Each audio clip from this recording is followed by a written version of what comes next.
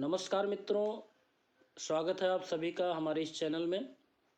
आज के इस वीडियो में टीजीटी और पीजीटी हिंदी की तैयारी करने के लिए प्रैक्टिस सेट हल करेंगे और आज के इस प्रैक्टिस सेट में आपको पूरे 100 प्रश्नों से ज़्यादा प्रश्न मिलने वाले हैं। और ये जो प्रैक्टिस सेट आपके समक्ष प्रस्तुत किया जा रहा है, ये डॉक्टर पूर्ण चंद टंडन की जो वस्तुनिष्ठ हिंदी की पुस्तक आती है वहीं से बनाई गई है, जिसका ये पहला भाग है हिंदी साहित्य का इतिहास, भाग 1 आदिकालीन साहित्य, रचनाएं, रचनाकार एवं अन्य पक्ष यहाँ पर आपको मिलने वाले हैं। तो चलिए आज के इन प्रश्नों को हल करते हैं और उम्मीद है आज आपको ये वीडियो अच्छा लगेगा। अगर आपको वीडियो अच्छा लगता है तो वीडियो को लाइक कर दिया करें, चैनल पर नए हैं तो चैनल को सब्सक्राइब कर लें। तो यहाँ पे देखते हैं सबसे पहला प्रश्न कौन सा है। तो पहला प्रश्न है, श्लोकाचार किस कवि की रचना है?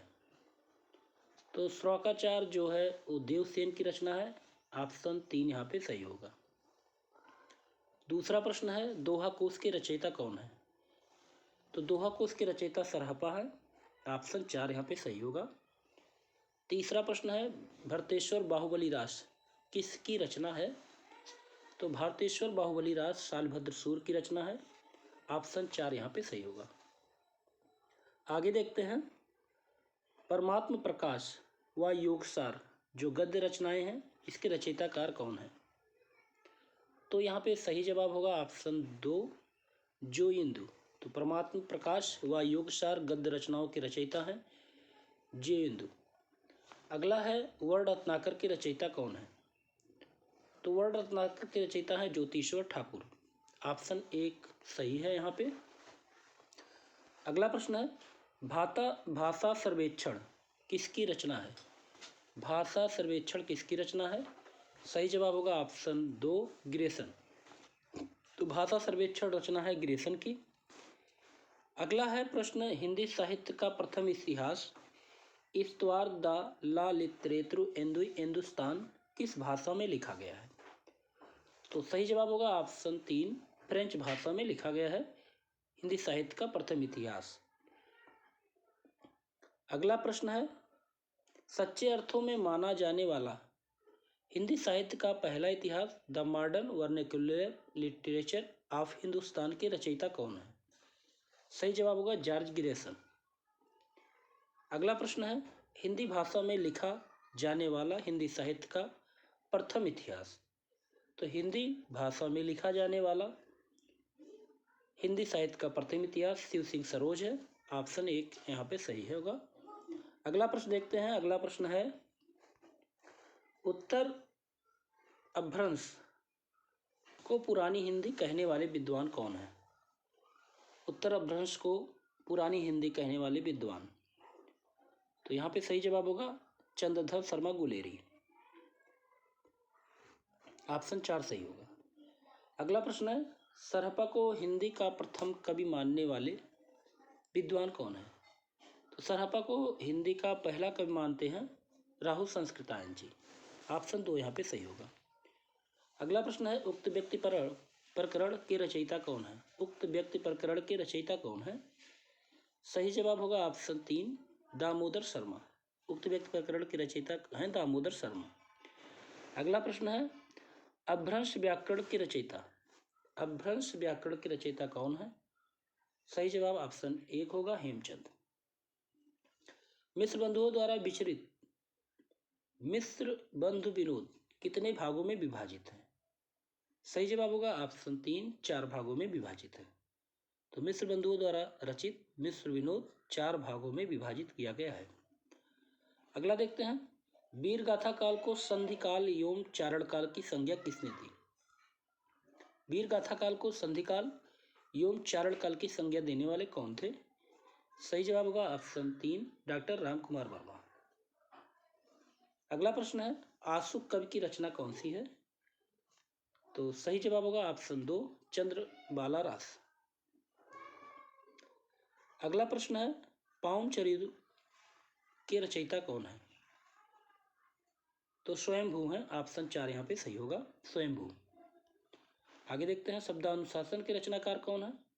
शब्दानुशासन के रचनाकार है हेमचंद, ऑप्शन 1 सही होगा। अगला प्रश्न है पाहुड़ दोहा किसकी रचना है। तो पाहुड़ दोहा है राम सिंह की रचना, ऑप्शन 3 यहाँ पे सही होगा। प्रकृत पैंकलम किस कवि की रचना है। सही जवाब ऑप्शन 1 होगा, लक्ष्मीधर। अगला प्रश्न है रड़ाई कुमार चेरू के रचनाकार कौन है। सही जवाब ऑप्शन 2 होगा, पुष्पदंत। अगला प्रश्न है जयमैंग जस चंद्रिका की रचनाकार कौन है। सही जवाब होगा ऑप्शन 4 मधुकर कवि। तो जयमैंग जस चंद्रिका के रचयिता है मधुकर कवि। अगला प्रश्न है उपदेश रसायन के रचनाकार कौन है। तो जिनदत्त सूरि हैं उपदेश रसायन के रचनाकार। अगला प्रश्न है कुमार प्रतिपाल प्रतिबोध कुमार प्रतिपाल प्रतिबोध के रचयिता कौन है। तो सही जवाब होगा ऑप्शन 3 सोमभद्र सूरि। कुमार पाल प्रतिबोध के रचयिता है सोमभद्र सूरि। आगे देखते हैं आदिकाल को आदिकाल नाम किसने दिया। तो आदिकाल को आदिकाल नाम देने वाले हैं डॉक्टर हजारी प्रसाद द्विवेदी। अगला है आदिकाल को वीर गाथा काल किस आलोचक ने कहा। आदिकाल को वीर गाथा काल कहा है आचार्य रामचंद्र शुक्ल ने। अगला है आदिकाल को सिद्ध सामंत काल नाम से अभिहित करने वाले आलोचक कौन है। तो आदिकाल को सिद्ध सामंत काल कहने वाले आलोचक हैं राहुल संस्कृतायन। अगला प्रश्न है महावीर प्रसाद द्विवेदी ने आदिकाल को क्या संज्ञा दी। ऑप्शन 4 सही होगा, बीज वपन काल। पश्चिमी हिंदी का विकास किस अभ्रंश से माना जाता है। पश्चिमी हिंदी का विकास सौरसेनी अभ्रंश से माना जाता है, ऑप्शन 3 यहाँ पे सही होगा। अगला प्रश्न है बघेली बोली का संबंध किस उपभाषा से है। तो बघेली बोली का संबंध है पूर्वी हिंदी से, ऑप्शन 2 सही होगा। अगला प्रश्न है पूर्वी हिंदी का उद्भव किस अभ्रंश से माना जाता है। सही जवाब ऑप्शन 1 होगा, अर्धमागधी से। पूर्वी हिंदी का उद्भव अर्धमागधी से माना जाता है। 32 नंबर देखते हैं खड़ी बोली या कौरवी का संबंध किस उपभाषा से है। तो खड़ी बोली या कौरवी का संबंध जो है वो पश्चिमी हिंदी से है, ऑप्शन 4 यहाँ पे सही होगा। अगला देखते हैं अवधी बोली का विकास किस उपभाषा से हुआ। अवधी बोली का विकास हुआ था पश्चिमी हिंदी से, ऑप्शन 1 यहाँ पे सही होगा। अगला है खड़ी बोली का उद्भव अभ्रंश के किस रूप में हुआ। खड़ी बोली का उद्भव अभ्रंश के सौरसेनी का उत्तरी रूप से हुआ, ऑप्शन 3 यहाँ पे सही होगा। आगे देखते हैं हिंदी की कितनी उपभाषाएं हैं।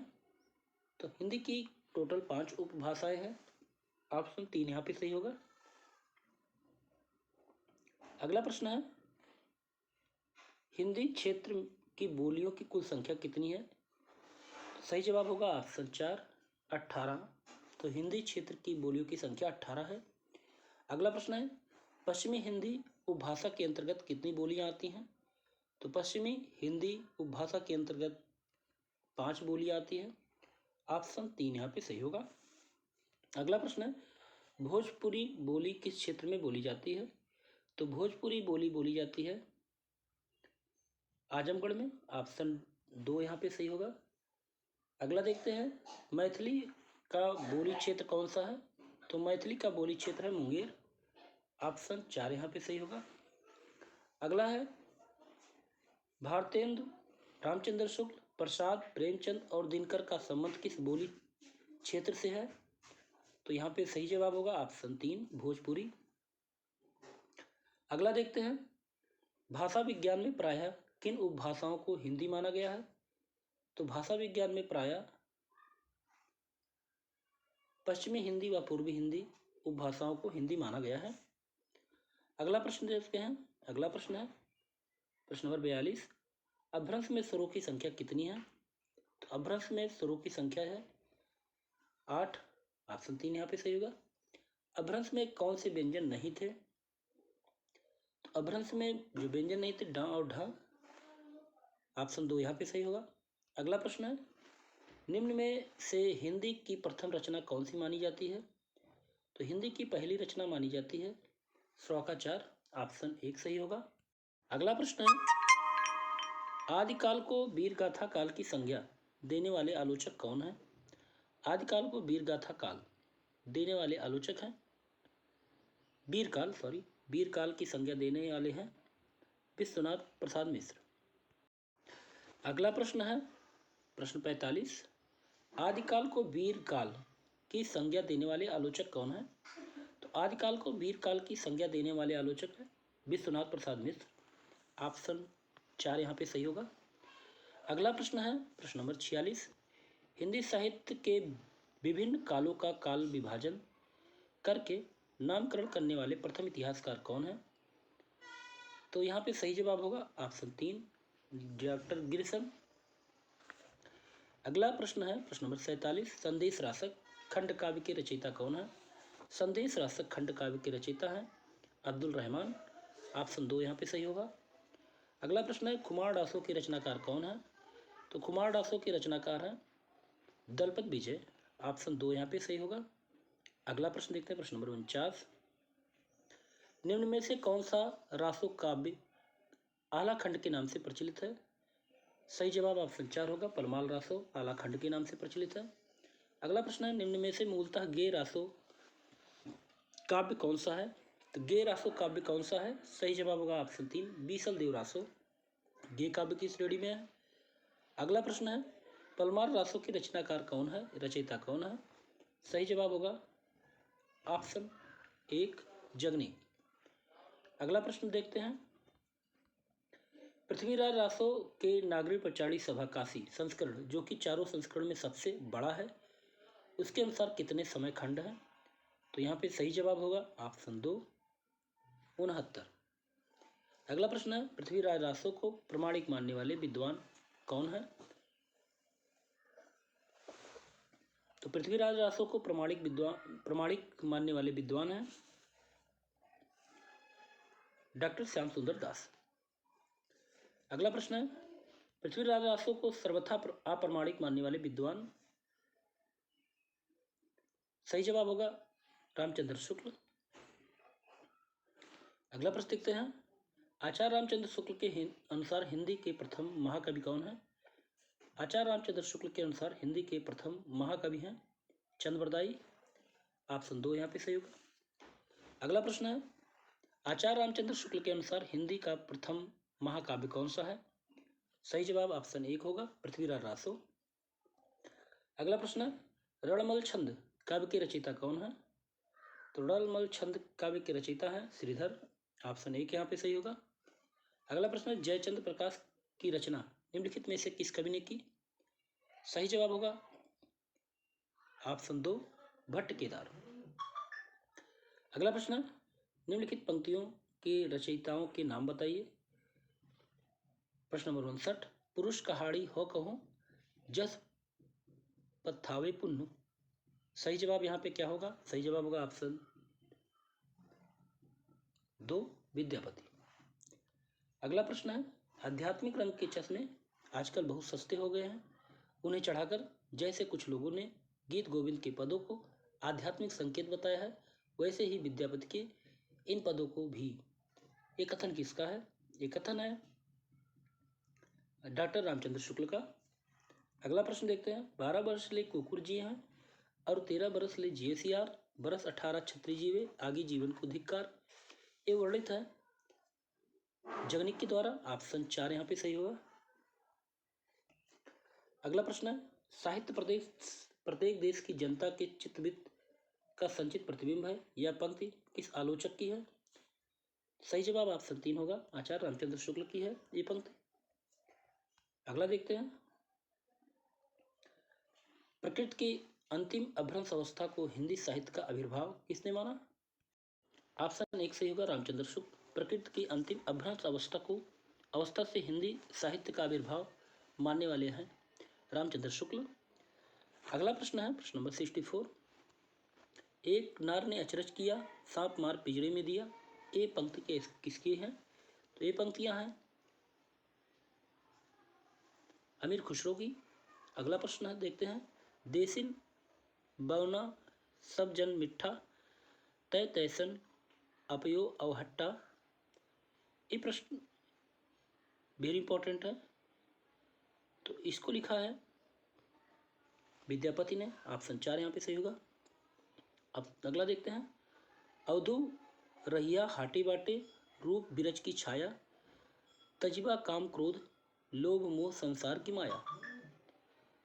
ये कहा गया है गोरखनाथ के द्वारा। ऑप्शन 3 यहाँ पे सही होगा, गोरखनाथ।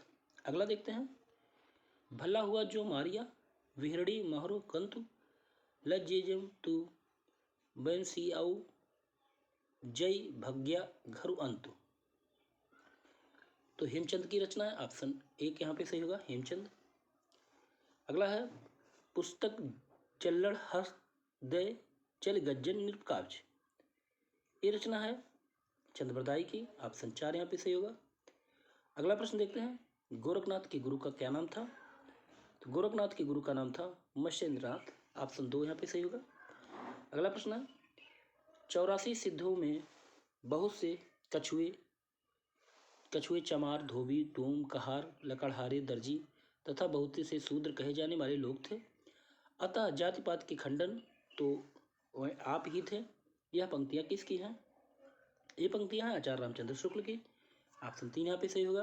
अगला प्रश्न है, जहि मन पवन न संचय रवि शशि नहीं प्रवेश और तहि बट चित्त विषाम करो सरहें करियो उवेश। ये पंक्तियाँ किसकी हैं? सही जवाब होगा ऑप्शन 4 सरहपा की है।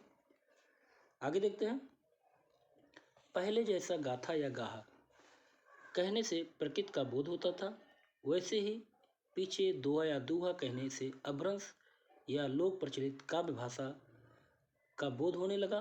पंक्तियाँ किस आलोचक की है? तो ये आचार्य रामचंद्र शुक्ल की है। ऑप्शन 2 यहाँ पे सही होगा। अगला है, चंद्रबरदाई किसके दरबारी कवि थे? तो चंद्रबरदाई दरबारी कवि थे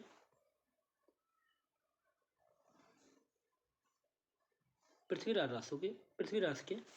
अगला देखते हैं, सिद्धों की संख्या कितनी मानी जाती है? तो सिद्धों की संख्या 84 मानी जाती है। ऑप्शन 1 सही होगा। आगे देखते हैं, नाथों की संख्या, तो नाथों की संख्या 9 मानी जाती है। ऑप्शन 1 सही होगा। अगला देखते हैं 76 नंबर, चर्यापद के रचयिता कौन माने जाते हैं? तो सबरपा चर्यापद के रचयिता सबरपा माने जाते हैं। अगला देखते हैं, जिस समय मुसलमान भारत में आए थे उस समय सच्चे धर्मभाव का बहुत कुछ ह्रास हो चुका था, परिवर्तन के लिए बहुत बड़े धक्के की आवश्यकता थी। ये पंक्तियाँ किस आलोचक की है? तो ये पंक्तियाँ हैं आचार्य रामचंद्र शुक्ल की। ऑप्शन 1 यहाँ पे सही होगा।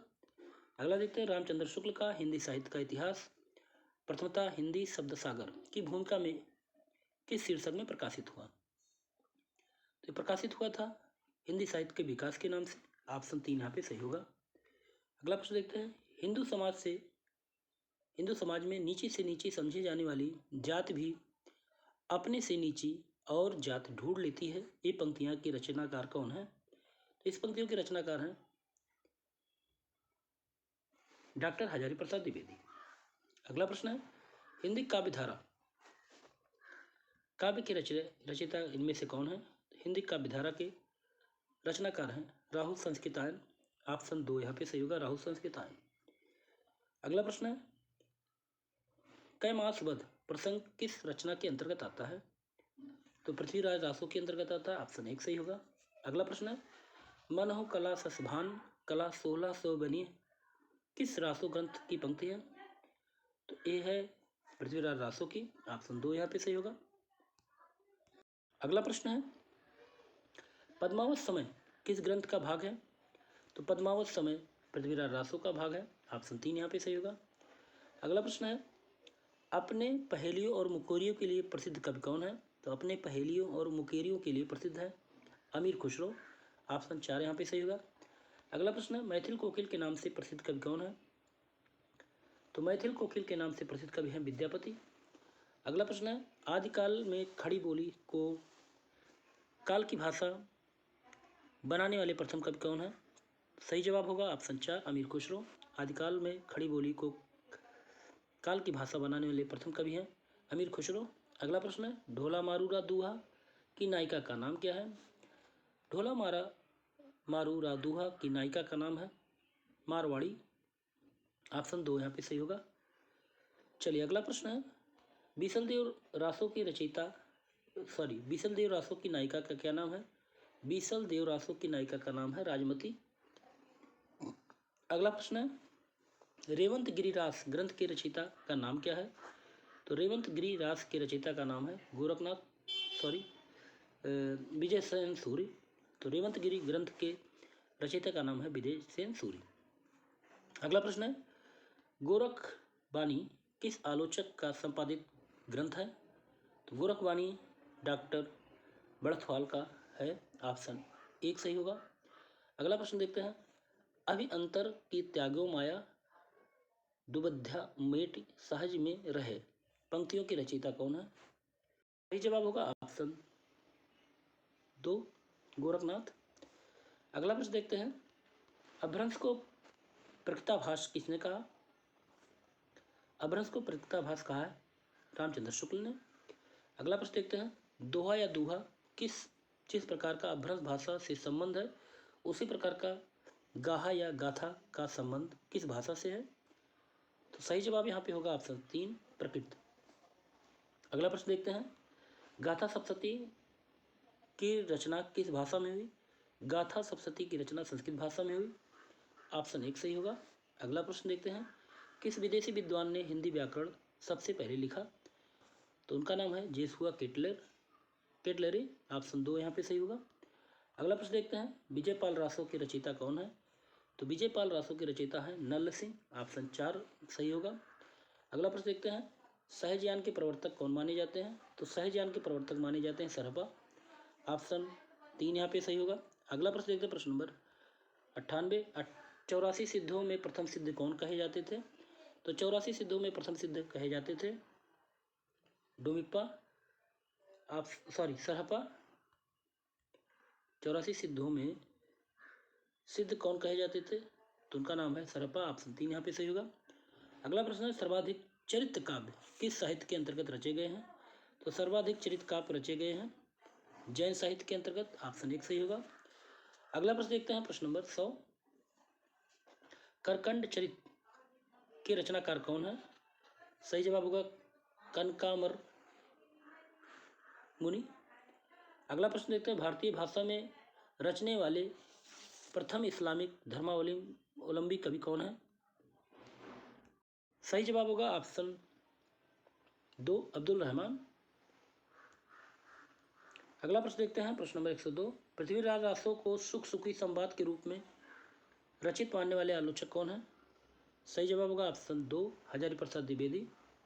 अगला प्रश्न देखते हैं प्रश्न नंबर 103 किस हिंदी काव्य में सर्वप्रथम 12 मासा का वर्णन का प्रयोग किया गया है?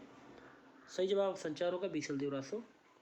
अगला प्रश्न है कीर्तिलता व कीर्ति पताका की रचनाकार कौन है? सही जवाब होगा विद्यापति। आगे देखते हैं प्रश्न नंबर 105 अपनी किस रचना को विद्यापति ने कहाड़ी कहा है? तो कीर्तिलता को विद्यापति ने कहाड़ी कहा है। अगला देखते हैं प्रश्न नंबर 106 मैं हिंदुस्तान की तूती हूँ अगर तुम वास्तव में मुझसे कुछ पूछना चाहते हो कि हिंदी पूछो इस पंक्ति के रचनाकार कौन है? सही जवाब संचार होगा आमिर खुसरो। अगला प्रश्न देखते हैं रामचंद्र शुक्ल विचरित हिंदी साहित्य का इतिहास कब प्रकाशित हुआ? सही जवाब होगा ऑप्शन 1 सन 1929। अगला प्रश्न है यह सिर नवे न राम को नाही गिरियो टूट आन देव नहीं परसिए यह तन जायो छूट पंक्तियाँ किसकी है? तो ये पंक्तियाँ हैं चरणदास की। ऑप्शन 2 यहाँ पे सही होगा। अगला प्रश्न देखते हैं प्रश्न नंबर 109 कुटिल के सुदेश पोह परिचयंत पिकुसद कमल गंध वैशंद हंस गति चलित मंद मंद ये पंक्ति किसकी है? तो ये पंक्ति चंद्रबरदाई की है। ऑप्शन 3 यहाँ पे सही होगा। अगला प्रश्न देखते हैं आदिकाल को अत्यधिक विरोधी और व्याघातों का युग किसने कहा? तो यहाँ पे सही जवाब होगा ऑप्शन 2 हजारी प्रसाद द्विवेदी। अगला प्रश्न है, आदिकाल को अभ्रंश काल किसने कहा? आदिकाल को अभ्रंश काल कहने वाले हैं धीरेन्द्र वर्मा। ऑप्शन एक यहाँ पे सही होगा। तो यहाँ पे आपका ये प्रैक्टिस सेट समाप्त होता है।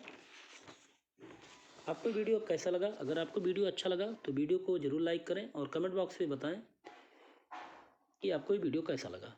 अगले वीडियो में फिर ऐसे प्रैक्टिस सेट के साथ मिलते हैं। नमस्कार।